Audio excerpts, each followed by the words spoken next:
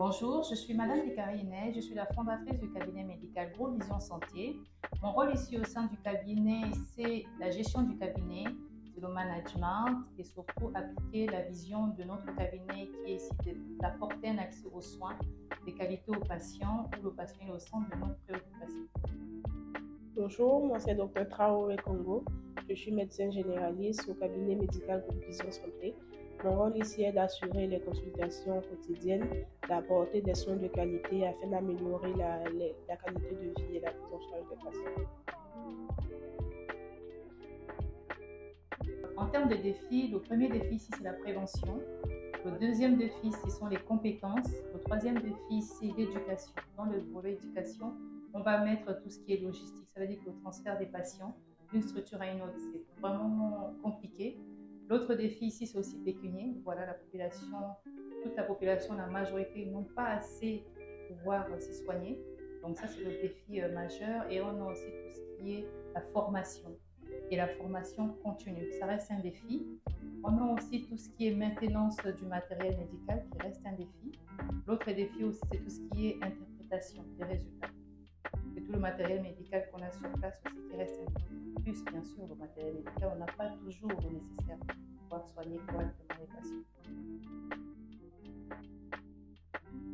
Au niveau du groupe du cabinet médical Groupe Vision Santé, nos actions sont axées sur la prévention, l'information, l'éducation des patients, c'est-à-dire donner des informations afin que les patients ne viennent pas à l'hôpital dans un état déjà grave, qu'ils viennent lorsqu'ils présentent déjà des premiers symptômes, voilà, et qu'ils prennent des mesures de prévention afin de ne pas avoir ces symptômes-là et venir dans un état grave. La technologie renforce par rapport aux réseaux sociaux. La population elle a accès gratuitement aux réseaux sociaux. Donc, nous pouvons faire une prévention de masse à travers ces réseaux sociaux. Donc, l'information arrive rapidement aux patients de manière gratuite.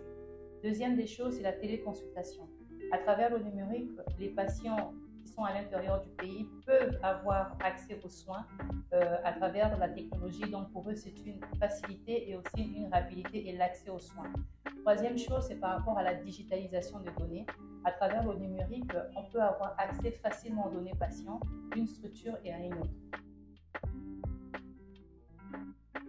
Concernant ce sujet, on dira qu'en Afrique de l'Ouest, surtout en Côte d'Ivoire, il y a encore beaucoup à faire concernant la digitalisation.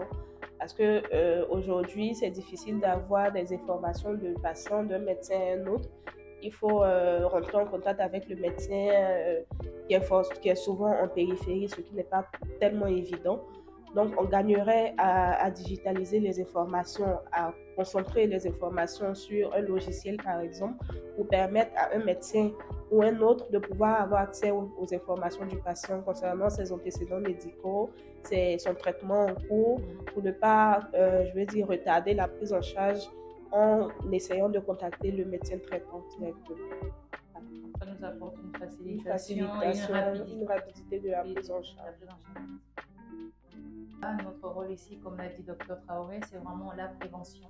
La prévention, pouvoir donner cet accès aux patients à travers aussi nos différentes plateformes, l'information éclairée, des informations claires, simples et surtout aussi éduquées à travers aussi nos plateformes.